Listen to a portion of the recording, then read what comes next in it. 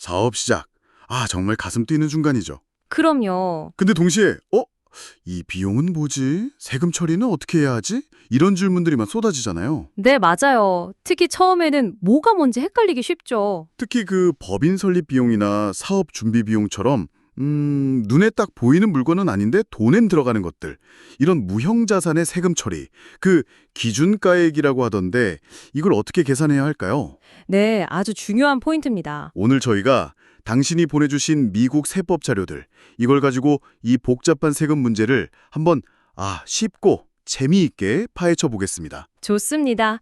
특히 그 사업 초기에 들어가는 비용들을 어떻게 자산으로 보고 또 어떻게 비용으로 공제받을 수 있는지 그 기준이랑 방법을 자세히 알아보는 시간이 될 것 같네요. 네, 좋아요. 그럼 바로 본론으로 들어가 볼까요? 보통 사업 시작 전에 쓴 돈들, 그러니까 창업 비용이나 설립 비용, 이런 것들은요, 발생 즉시 전액 비용 처리는 안 된다고 들었어요. 네, 맞습니다. 바로 비용 처리하는 게 아니고요. 이게 먼저 자본화된다. 이런 개념부터 좀 설명해 주시죠.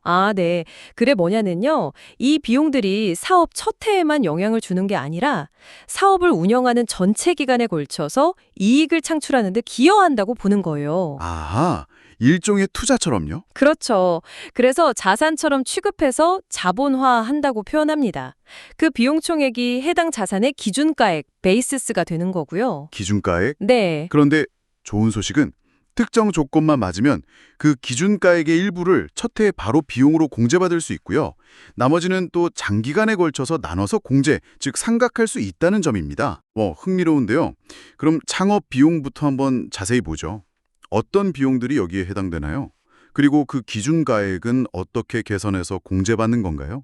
네, 창업 비용은 범위가 꽤 넓어요. 미국 세법 섹션 195를 보면요. 예를 들어서 사업 아이템을 찾기 위해서 시장 조사를 했다거나, 시장조사 비용. 네, 또 사업 계획을 짜느라 컨설팅을 받았다거나, 아니면 변호사 자문을 받았다거나, 또 사업 시작 전에 미리 낸 사무실 임차료 같은 거요. 임차료도요? 네, 시작 전인데도. 네, 사업 준비 과정에 들어갔다면요. 직원 교육비 같은 것도 포함될 수 있고요. 이렇게 실제로 지출한 총액, 이게 바로 창업 비용의 기준 가액이 됩니다. 그렇군요.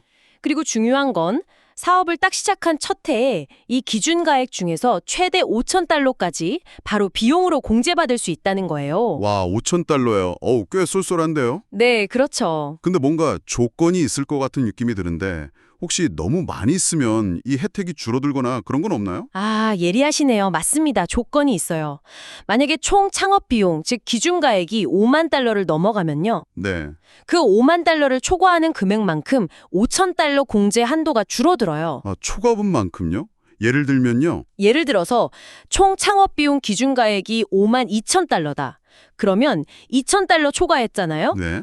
그럼 첫 해 공제액은 5,000달러에서 2,000달러를 뺀 3,000달러가 되는 거죠. 아하, 이해했어요. 그럼 만약에 5만 5천 원 이상 쓰면요? 네, 만약 5만 5천원 원 이상이면 5천원 원 넘게 초과한 거니까 아쉽지만 첫 해 5천원 원 공제 혜택은 아예 받을 수 없게 됩니다. 그렇군요. 그럼 이 5만 원 언저리에 있다면 지출 시점을 좀 조절하는 것도 필요하겠네요. 그럴 수도 있죠. 이게 아마 소규로 창업은 좀 지원해주면서도 또 너무 과도하게 초기 공제를 받는 건 막으려는 뭐랄까 세법의 균형점 같은 거라고 볼 수 있겠죠. 그렇군요. 자, 그럼 첫 해 공제 받고 남은 기준가액은요? 이건 어떻게 되나요? 그냥 없어지는 건 아니겠죠? 그럼요, 아닙니다. 첫 해 공제를 하고 남은 창업 비용 기준 가액은요.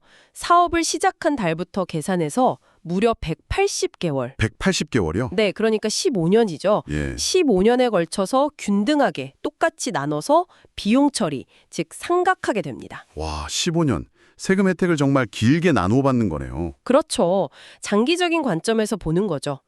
근데 여기서 진짜 중요한 포인트가 하나 있어요. 뭔가요? 많은 분들이 이걸 깜빡하시는데 이 첫 해 공제랑 15년 상각은 자동으로 되는 게 아니에요.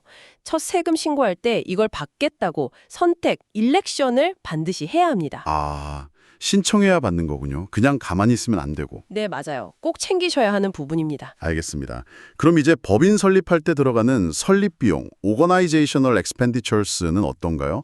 이것도 창업 비용이랑 비슷한 원리인가요? 아니면 좀 다른가요? 아, 이건 거의 뭐 쌍둥이라고 보시면 됩니다. 쌍둥이요? 네, 법인 등기할 때 내는 수수료라든지 정관 작성 비용, 또 설립 관련해서 변호사나 회계사 자문 받은 비용 같은 것들이 대표적인 설립 비용인데요. 네네. 이 비용들을 다 합한 총액, 즉 기준 가액에서 첫 해에 최대 5,000달러까지 공제받을 수 있고요. 아, 이것도 5,000달러. 네, 그리고 총액이 5만 달러 넘어가면 한도 줄어드는 방식, 그리고 나머지 금액을 180개월, 즉 15년 동안 상각하는 방식까지 창업비용 규정이랑 완전히 똑같습니다. 세법 섹션 페라 248에 그렇게 나와 있어요. 와, 진짜 똑같네요. 세법이 일부러 비슷하게 만들어 놓은 거군요. 네, 그렇게 볼 수 있죠. 처리 방식을 통일시킨 거죠. 흥미롭네요. 그럼 이건 좀 다른 경우일 것 같은데 사업자금 대출받을 때 내는 이자나 수수료 같은 금융비용이 있잖아요? 아, 네. 대출 관련 비용? 네. 이것도 창업비용처럼 기준가액 잡아서 처리하면 되는 건가요? 아, 그건 좀 다릅니다.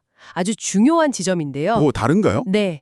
창업비용 규정 섹션 195를 보면요. 대출 이자, 그러니까 세법 섹션 163A에 따라서 공제 가능한 이자는 창업비용에서 명백히 제외한다고 되어 있어요. 제외한다고요? 네. 그러니까 이자는 창업비용이나 설립비용이 아니라 그냥 이자 비용 공제 규정에 따라서 별도로 처리해야 하는 거죠. 경우에 따라서는 연간 공제 한도 같은 게 있을 수도 있고요. 그럼 대출받을 때 내는 수수료는요? 뭐 예를 들어 취급 수수료 같은 거요? 네, 그런 대출 수수료, 론 오리지네이션 피 같은 것들은요. 그 자체로 별도의 기준 가액을 형성해서요. 대출 기간에 걸쳐서 상각할 수는 있어요. 아, 상각은 하는군요. 네, 하지만 이건 오늘 얘기한 창업 비용이나 설립 비용의 180개월 상각과는 다른 규칙을 따릅니다. 대출 기간에 맞춰서 상각하는 거죠. 와, 그럼 예를 들어 법인 설립할 때 변호사 자문료로 1,000달러 쓴 거랑 대출 받으면서 수수료로 1,000달러 낸 거랑은 회계 처리가 완전히 달라지는 거네요. 그렇죠. 전자는 설립 비용으로 묶어서 처리하지만 후자는 금융 비용으로 별도 처리해야 하는 거죠. 성격이 다른 비용이니까요. 와, 이거 정말 꼼꼼하게 구분해서 기록해야겠네요. 네. 그래서 기록 관리가 정말 중요합니다. 결국 당신에게 이 모든 정보가 뜻하는 건 영수증 하나하나 잘 챙겨서 이게 창업 비용인지 설립 비용인지 아니면 이자나 다른 금융 비용인지 정확히 구분하고 그렇죠. 각각의 기준 가액을 철저하게 관리해야 한다는 거군요. 그리고 첫 세금 신고 때 잊지 말고 공제랑 상각 신청을 해야 하고요. 바로 그겁니다. 딱 정리해 주셨네요. 창업 비용과 설립 비용은 각각의 기준 가액에서 최대 5,000달러까지 첫 해 공제. 단 총 기준 가액 5만 달러 초과 시 단계적으로 감소. 네. 그리고 남은 기준 가액은 15년, 즉 180개월 동안 나눠서 상각한다. 그리고 대출 관련 이자나 수수료는 얘네들과는 다른 별도 규정을 따른다는 점. 이걸 기억하시면 되겠습니다. 네. 그리고 다시 한번 강조하지만 이 공제는 선택사항이니까요.